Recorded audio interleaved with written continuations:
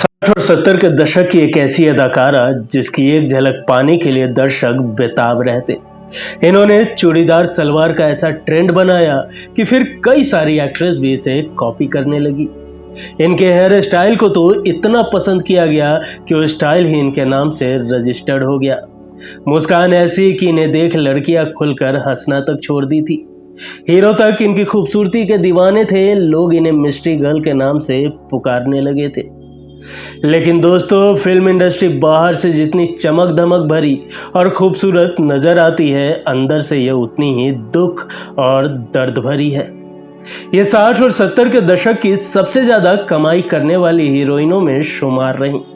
Career में उनके पास सब कुछ था, पर उन्होंने खूब उतार चढ़ाव भी देखे। एक समय ऐसा भी आया जब इनके बुरे दिन शुरू हो गए। उन्हें मदद के लिए बॉलीवुड वालों के सामने भी हाथ फैलाने पड़े, पर किसी ने मदद नहीं की। क्या आप मानेंगे कि इतनी मशहूर अदाकारा ने अपने जीवन के आखिरी 20 साल बेहद मुश्किलों और अकेलेपन में काटे। न संतान थी, न कोई साथ देने वाला। इसके साथ ही कोर्ट कचहरी का चक्कर अलग। आशा भोसले ने भी इन्हें काफी कष्ट दिया। आँख खराब हुआ, थायराइड से लड़ी, फिर कैंसर की शिकार हो गई। बदनसीबी ऐसी कि इनकी मौत पर दोस्तों और रिश्तेदारों में से कुछ ही लोग शामिल हुए। नमस्कार, आप देख रहे हैं की मीडिया। और दोस्तों, आज के किस्सों के सफर में हम बात कर रहे हैं एक्ट्रेस साधना शिवदसानी की। आज के इस एपिसोड में हम साधना जी से जुड़ी उन अनसुने किस्सों की चर्चा करेंगे जिसे शायद ही आपने सुना हो। तो चलिए शुरू करते हैं आज के किस्सों का सफर। लेकिन उससे पहले अगर अभी तक आपने इस चैनल को सब्सक्राइब नहीं किया है तो प्लीज सब्सक्राइब कर लें। दोस्तों, 2 सितंबर 1941 को गुलाम भारत के कराची शहर में साधना शिवदसानी का जन्म एक सिंधी परिवार में हुआ था। इनके पिता का नाम था शिवराम शिवदसानी और मां लाली देवी। साधना की एक बड़ी बहन भी थी जिनका नाम था सरला शिवदसानी। दोस्तों, पहले तो साधना का नाम अंजलि रखा गया, लेकिन इनके पिता की पसंदीदा बंगाली एक्ट्रेस साधना बोस थी, जिनके नाम पर उन्होंने अपनी बेटी का नाम साधना रख दिया। सब कुछ अच्छा चल रहा था कि तभी भारत दंगे और बंटवारे की आग में जलने लगा। भारत के 2 टुकड़े हुए पलायन की इस मार का असर साधना के परिवार को भी झेलना पड़ा और पाकिस्तान बने कराची से अपना सब कुछ त्याग कर इन्हें भारत आना पड़ा। 1947 में भारत पाकिस्तान का बंटवारा हुआ तो साधना का पूरा परिवार बॉम्बे, जिसे अब मुंबई कहते हैं, आकर बस गया। साधना के चाचा हरी शिवदसानी पहले ही बॉम्बे आ चुके थे और वो एक एक्टर थे। इनकी एक बेटी थी बबीता, जो आगे चलकर मशहूर एक्ट्रेस बनी, लेकिन रणधीर कपूर से शादी के लिए इन्हें फिल्मी दुनिया से किनारा करना पड़ा।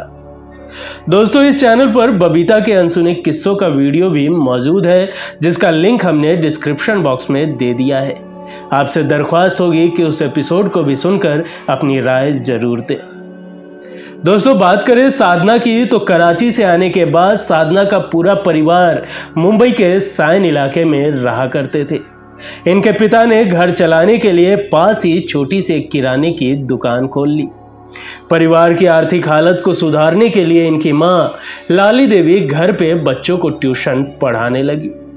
8 सालों तक साधना की पढ़ाई घर पर ही उनकी मां ने करवाई थी। फिर जब घर की हालात थोड़े सुधरे तो इनकी मां ने साधना का दाखिला ऑक्सिलियम कॉन्वेंट स्कूल वडाला में करवाया। साधना घर पर ही पढ़कर ऐसी तैयार हो गई थी कि इनका एडमिशन सीधे 5वीं क्लास में हुआ। साधना पढ़ाई में तो अच्छी थी ही, साथ ही वो हमेशा स्कूल के डांस और ड्रामा कंपटीशन में हिस्सा लिया करती थी। साधना अपने चाचा हरी शिवदसानी और नूतन के अभिनय करियर से प्रभावित होकर खुद भी एक्ट्रेस बनना चाहती थी। उनकी दिलचस्पी देखकर उनके पिता ने उन्हें 14 साल की उम्र में फिल्म श्री 420 में काम दिलवा दिया। फिल्म के लीड हीरो राज कपूर थे और साधना को फिल्म के गाने मुरमुर के ना देख में कोरस गर्ल बनने का मौका मिला था। गाने में साधना बमुश्किल चंद सेकंड के लिए ही दिखी थी। साधना बचपन से ही अपने बालों का खास ध्यान देती थी। गाने में भले ही उन पर किसी की नजर नहीं जाती, लेकिन जैसे ही राज कपूर एक्शन बोलते तो वो अपने बाल संवारने लगती थी। उनकी बाल संवारने की आदत से 2-3 बार शॉट खराब हो गया। एक बार राज कपूर का पारा इतना चढ़ गया कि उन्होंने साधना को जमकर डांट लगा दी। साधना नहीं थी और राज कपूर स्टार, लेकिन इसके बावजूद साधना उनसे उलझ गई। दोनों में बहस भी हुई थी। उन दोनों में से शायद ही किसी ने सोचा होगा कि आगे जाकर साधना की हेयर स्टाइल पूरे देश में मशहूर होने वाली है। कुछ सालों बाद साधना की चचेरी बहन बबीता राज कपूर की बहू बनी। उन्होंने रणधीर कपूर से शादी की थी, जिससे दोनों रिश्तेदार बन गए। श्री 420 फिल्म में काम करने के बाद साधना को कोई दूसरा काम नहीं मिला। उन्होंने स्कूल की पढ़ाई पूरी करते ही आर्ट्स डिग्री हासिल करने के लिए जय हिंद कॉलेज में दाखिला ले लिया। अभिनय में रुचि थी तो वो कॉलेज में होने वाले प्ले में बढ़ चढ़कर हिस्सा लेती थी। साधना एक हीरोइन बनना चाहती थी, लेकिन घर की आर्थिक स्थिति ठीक ना होने पर उन्होंने कोलाबा में एक टाइपिस्ट बनकर काम करना शुरू कर दिया। उनका आधा दिन कॉलेज और आधा दिन नौकरी में गुजरता। नौकरी और पढ़ाई का तालमेल बिठाना मुश्किल होता चला गया, तो कुछ दिनों बाद साधना ने पढ़ाई अधूरी छोड़ दी। साधना नौकरी में व्यस्त हो गई कि तभी उनके पास एक प्रोड्यूसर आया। उस प्रोड्यूसर ने कुछ दिनों पहले ही साधना को कॉलेज में प्ले करते देखा था और वो उन्हें अपनी फिल्म अबाना में लेना चाहता था। साधना ने भी दिलचस्पी दिखाई तो उस प्रोड्यूसर ने तुरंत जेब से 1 रुपया निकाला और उन्हें थमा दिया। वो साधना का पहला साइनिंग अमाउंट था। 1958 में रिलीज हुई फिल्म अबाना भारत की पहली सिंधी फिल्म थी। फिल्म अबाना में साधना का रोल मामूली था, जिससे उन्हें खास पहचान नहीं मिल सकी, लेकिन इसी फिल्म की बदौलत उनकी किस्मत बदल गई। दरअसल हुआ यूं कि फिल्म अबाना के प्रमोशन के दौरान साधना का एक प्रमोशनल शूट करवाया गया था। उस प्रमोशनल शूट की तस्वीरें उस जमाने की पॉपुलर स्क्रीन मैगजीन में छपी। एक दिन उस जमाने की मशहूर film maker Shashadhar Mukherjee screen magazine पढ़ रहे थे कि उनकी नजरें नौजवान और खूबसूरत साधना की तस्वीर पर टिक गई। न जाने उनके मन में क्या आया होगा कि उन्होंने साधना का पता लगाया और उन्हें अपनी एक्टिंग स्कूल में एक्टिंग सीखने बुला लिया, वो भी बिल्कुल मुफ्त। उसी एक्टिंग स्कूल में शशधर मुखर्जी जी का बेटा जॉय मुखर्जी भी एक्टिंग सीखता था। शशधर मुखर्जी ने साधना को अपने बेटे जॉय मुखर्जी के साथ फिल्म लव इन शिमला से हिंदी फिल्मों में लॉन्च करने का फैसला किया। उस फिल्म के लिए आर.के. नैयर को डायरेक्टर चुना गया, जो उससे पहले असिस्टेंट डायरेक्टर हुआ करते थे। फिल्म की शूटिंग तो शुरू हुई, पर बात साधना के हेयर स्टाइल पर आकर अटक गई। दरअसल साधना थी तो बेहद खूबसूरत, लेकिन इनका माथा थोड़ा चौड़ा था। इसके कारण उन्हें काफी दिक्कत आती थी। वह मेकअप से भी अपने माथे को नहीं ठीक कर पाती। काफी सोच विचार के बाद साधना के सर को ढकने के लिए उनके हेयर कट को बदलने का विचार किया गया। Director R K. Nayyar Hollywood actress Audrey Hepburn के प्रशंसक थे, या यूं कहे तो वो उनके बहुत बड़े वाले फैन थे। उन्होंने ऑडी से इंस्पायर होकर साधना के लिए फ्रिंज हेयर स्टाइल फाइनल की, जो फिल्म में देखी गई थी। फिल्म लव इन शिमला साल 1960 में रिलीज हुई और सुपरहिट साबित हुई, और इस फिल्म से साधना रातों रात स्टार बन गई। फिल्म रिलीज के बाद साधना की हेयर स्टाइल इतनी फेमस हुई कि उस समय हर लड़की में साधना की तरफ बाल रखने की होड़ मची होती थी। इस ट्रेंड का नतीजा ये निकला कि उस हेयर स्टाइल को साधना कटी कहा जाने लगा। दोस्तों, साधना को फिल्मों में कसे हुए चूड़ीदार कुर्ते का ट्रेंड लाने का भी क्रेडिट दिया जाता है। उस दौर में ज्यादातर एक्ट्रेसेस ढीले सलवार कुर्ते पहनती थी। हालांकि यश चोपड़ा की फिल्म वक्त में उन्होंने टाइट कपड़े पहनकर नया ट्रेंड लाया। साधना ने खुद फैशन डिजाइनर भानु अथैया के साथ मिलकर ये कपड़े डिजाइन करवाए थे। उसके बाद से 70 के दशक तक कई एक्ट्रेसेस ने उनके डिजाइन कॉपी किए। आगे साधना ने 1961 की हम दोनों, 1962 की असली नकली और 1963 की मेरे महबूब जैसी कई सुपरहिट फिल्मों में काम कर खुद को टॉप एक्ट्रेस के बीच लाकर खड़ा कर लिया। वो कौन थी और साया भी साधना की बेहतरीन फिल्मों में शामिल है। इसके बाद तो लोगों में साधना की दीवानगी और बढ़ती चली गई। लोग साधना की एक झलक पाने को बेकरार हो जाते। एक बार साधना अपनी फ्रेंड के साथ एक साड़ी की शोरूम में शॉपिंग करने पहुंची। कुछ ही देर हुई थी कि शोरूम के बाहर लोगों की भीड़ लग गई। साधना की एक झलक पाने के लिए भीड़ की दीवानगी कुछ इस कदर बढ़ रही थी कि शोरूम को अंदर से बंद किया गया और फिर पुलिस को बुलाया गया। तब पुलिस ने साधना को पीछे के गेट से निकाला और गाड़ी में बिठाकर रवाना किया। दोस्तों, किस्सा 1963 की फिल्म मेरे महबूब का है। दरअसल एच.एस. रवैल अपनी फिल्म मेरे महबूब में साधना को साइन करना चाहते थे, लेकिन साधना के पास डेट्स नहीं थी। इधर रवैल साहब तो मन बना चुके थे कि इस फिल्म में अगर कोई हीरोइन होगी तो वो साधना ही, जिसके लिए उन्होंने 8 महीने तक का लंबा इंतजार किया। मेरे महबूब साधना के करियर की पहली कलर फिल्म थी और ये फिल्म जबरदस्त हिट रही। फिल्म के गानों ने भी खूब धूम मचाई और इसी फिल्म के बाद साधना भी वैजंती माला के साथ हाईएस्ट पेड एक्ट्रेस बन गई। इस फिल्म ने ऐसा इम्पैक्ट छोड़ा कि लोग साधना के स्टाइल की कॉपी करने लग गए। लड़कियां खुलकर हंसने के बजाय साधना की तरह हल्के से मुस्कुराने लगी। आंखों में तिरछा काजल हो या कानों में बड़े झुमके, बस अब तो जो भी करना है साधना जैसा ही करना है। दोस्तों, साधना को निर्देशक राज खोसला कहते थे कि इनकी सुंदरता में एक अनजाना सा रहस्य है और इसी अनजाने रहस्य को दिखाने के लिए उन्होंने साल 1964 की सस्पेंस थ्रिलर फिल्म वो कौन थी बना दी। इस फिल्म में मनोज कुमार साधना के साथ थे। डबल रोल में साधना ने सफ़ेद साड़ी पहनी और ऐसी एक्टिंग की कि लोग इनके अभिनय के आगे नतमस्तक हो गए। इस फिल्म के गाने नैना बरसे और लग जा गले आज भी लोगों का मन मोह लेता है। इसी फिल्म के बाद साधना को लोगों ने मिस्ट्री गर्ल का उपनाम दिया था। दोस्तों, पहली फिल्म लव इन शिमला के दौरान साधना के बदले लुक को देखते ही आर.के. नैयर को उनसे प्यार हो गया था। वहीं साथ काम करते हुए साधना भी आर.के. नैयर को अपना दिल दे बैठी और दोनों इश्क में गिरफ्तार हो गए। उस समय साधना महज 19 साल की थी। ऐसे में परिवार वाले दोनों के रिश्ते के खिलाफ थे, क्योंकि आर.के. नैयर उम्र में साधना से काफी बड़े थे, पर बाद में फैमिली ने हाँ कर दी। 6 साल तक डेट करने के बाद दोनों ने 1966 में शादी कर ली। आर.के. नैयर के साथ साधना बहुत खुश थी।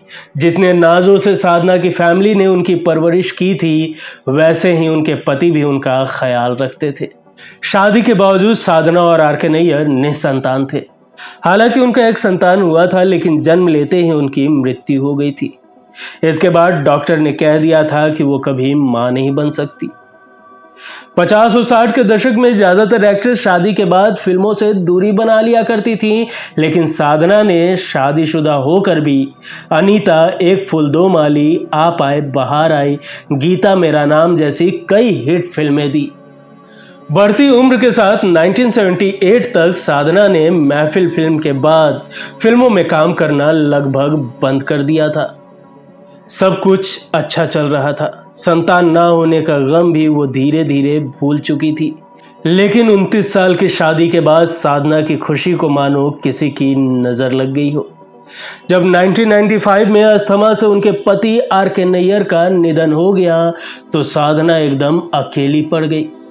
कुछ समय बाद हाइपरथायरॉयड बीमारी के चलते उनकी एक आंख में दिक्कत हो गई, जिसके चलते उन्होंने घर से बाहर निकलना लगभग बंद कर दिया। जब भी वो घर से बाहर निकलती थी तो तस्वीर क्लिक करवाने से साफ इनकार कर दिया करती। उनकी कोई संतान भी नहीं थी। ऐसे में पति की मौत के बाद वो और भी बेसहारा हो गई। साधना को इस वजह से हमेशा ही डर सताता रहता था कि अगर उन्हें कुछ हो गया तो पास में कोई नहीं होगा।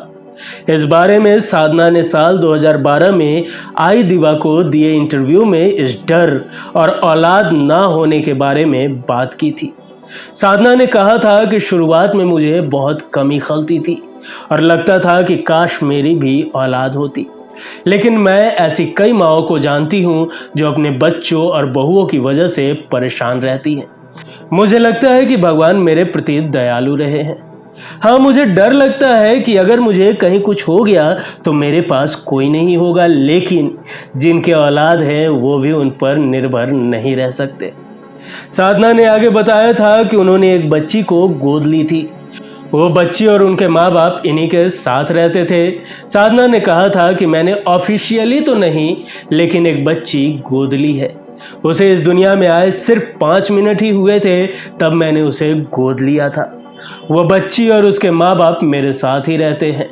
उसका नाम रिया है और अभी वह 10 साल की है। उसके आने से मेरी जिंदगी में बहार आ गई है। मैं बदले में उससे कुछ उम्मीद नहीं करती, क्योंकि वह मुझे बहुत प्यार देती है। वह मुझे नानी बुलाती है। मैंने उसकी पढ़ाई और शादी के बारे में कुछ प्लान किया है। मैं कर्म में विश्वास करती हूँ, हिसाब चुकाना है। लालच का कोई अंत नहीं। मैं अपनी छोटी सी घर में खुश हूँ। मैं बिल्कुल भी अकेलापन महसूस नहीं करती। दोस्तों, पति के गुजर जाने के कुछ ही समय बाद साधना जब शांति की तलाश में थी, सुकून ढूंढ रही थी, तब आशा भोसले ने कुछ ऐसा किया कि मरते दम तक वो आशा भोसले के साथ कानूनी लड़ाई लड़ती रही। आशा भोसले ने उन पर केस दर्ज करवा दिया था। दरअसल साधना पति के साथ मुंबई के खार स्थित एक बंगले में रहती थी, जिसका नाम संगीता था। पति की मौत के बाद साधना का हर किसी से मन कट गया था। वह बीमार भी रहने लगी। इस बीच वह इंडिया छोड़कर यूएस चली गई। सोचा माहौल बदलेगा तो शायद कुछ अच्छा लगे। साधना ने खुद को बॉलीवुड से भी दूर कर लिया था, लेकिन साधना को कहाँ पता था कि उनके आने वाले दिन कोर्ट कचहरी के चक्कर काटने में गुजरेंगे। बुढ़ापे में भी उन्हें कोर्ट में घसीटा जाएगा। दरअसल साधना मुंबई के खार स्थित संगीता नाम के बिल्डिंग में पिछले 50 साल से रहती थी। यह बिल्डिंग आशा भोसले की थी, या यूं कहे तो यह बिल्डिंग उनके पहले पति गणपत राव भोसले की थी, जिनके निधन के बाद कानूनी रूप से यह बिल्डिंग इनकी हो गई थी। इस बिल्डिंग में बीच के मंजिल में एक बिल्डर रहता था, जो आशा भोसले को मोटी रकम देकर बिल्डिंग का ग्राउंड फ्लोर खरीदने का प्रस्ताव रखा, जिसमें साधना रहती थी। इसके बाद उन्हें उस घर से निकालने की कोशिश की जाने लगी। कहा जाता है कि बिल्डर ने उन्हें घर के अंदर आकर जान से मारने की धमकी भी दी थी। इस मामले में साधना ने पुलिस में शिकायत भी दर्ज करवाई, जिसके बाद पुलिस ने बिल्डर को गिरफ्तार कर लिया। 2012 में आशा भोसले ने साधना के खिलाफ केस दर्ज करवाई। उन्होंने अपनी शिकायत में बताया कि साधना सिर्फ निचली मंजिल की किराएदार है और वह मुझे और मेरे नौकरों, एजेंटों और अन्य लोगों को आवाजाही के लिए नहीं रोक सकती है। वह संगीता बंगले की निचली मंजिल में लगे हुए बगीचे पर गलत ढंग से हक जता रही है और बगीचे को अपना बता रही है। साधना ने मुंबई मिरर को दिए इंटरव्यू में बताया था कि वह 50 साल से बंगले में रह रही है, लेकिन उन्होंने कभी भी आशा भोसले को बगीचे में जाने से नहीं रोका। उन्होंने आशा भोसले से बस इतना ही कहा था कि जो भी लोग उस जगह को देखने आ रहे हैं, बस वह उन्हें उनके बारे में बता दिया करे, उनका स्वागत है, लेकिन वह अपने घर में किसी अजनबी को नहीं आने दे सकती। उसके बाद साधना ने अपना वो एग्रीमेंट दिखाया जिसमें लिखा था कि बंगले के इस फ्लोर के साथ ही बागीचा पर भी साधना का ही अधिकार है। खैर, साधना और आशा भोसले के बीच प्रॉपर्टी को लेकर यह कानूनी लड़ाई लंबे समय तक चलती रही। बढ़ती उम्र में साधना कोर्ट के चक्कर लगाते लगाते काफी परेशान हो गई थी और उनकी सेहत भी गिरती जा रही थी। उस समय भी किसी रिश्तेदार या करीबी ने उनकी मदद नहीं की। अकेलेपन में साधना खुद का ख्याल नहीं रख सकी और कई तरह की बीमारियों की चपेट में आ गई। उनकी हालत इतनी बिगड़ चुकी थी कि उनके मुंह से खून निकलता था। हालत नाजुक होने पर साल 2014 में उन्हें एक इमरजेंसी सर्जरी करवानी पड़ी और पता चला कि उन्हें कैंसर था। दिसंबर 2015 में साधना बुखार बढ़ने पर हिंदुजा हॉस्पिटल में एडमिट हुई, जहां उनका 25 दिसंबर को निधन हो गया। इस वक्त तक भी साधना का यह केस चल ही रहा था। पति के जाने के बाद 20 साल तक साधना बिल्कुल अकेली ही थी। बदनसीबी ऐसी कि साधना की मौत पर दोस्तों और रिश्तेदारों में से कुछ ही लोग शामिल हुए थे। साधना ने फिल्मी करियर में करीब 30 फिल्मों में काम किया था, हालांकि उन्हें एक्टिंग के लिए कोई अवार्ड नहीं मिला। फिल्मी करियर छोड़ने के 8 सालों बाद साधना को IIFA ने 2002 में लाइफ टाइम अचीवमेंट अवार्ड से सम्मानित किया था। दोस्तों, साधना जी को जब भी कोई कहता कि आप बहुत सुंदर हैं तो वो कहती कि मैं सुंदर नहीं हूं, मैं तो सिर्फ आकर्षक हूं। सुंदर तो मीना कुमारी और मधुबाला थी। ऐसी प्यारी थी साधना, बिल्कुल साधारण। साधना एक ऐसी अदाकारा थी जो कभी गॉसिप का हिस्सा नहीं रही और ना ही इनको लेकर कभी किसी से अफेयर के अफवाह उड़े। साधना ऐसी फैशन आइकॉन थी जिन्होंने 1 या 2 नहीं, पूरे 10 तरीके के फैशन को ट्रेंड में लेकर आई थी। दोस्तों, वैसे तो साधना जी से जुड़ी और भी कई किस्से हैं, लेकिन आज के किस्सों के सफर में यहीं तक। दोस्तों, आपको साधना जी की कौन सी फिल्म बेहद पसंद है, हमें कमेंट कर जरूर बताएं। दोस्तों, ये वीडियो पसंद आई हो तो एक लाइक जरूर करें। मिलेंगे अगले एपिसोड में फिर किसी दिलचस्प किस्सों के साथ। तब तक के लिए नमस्कार।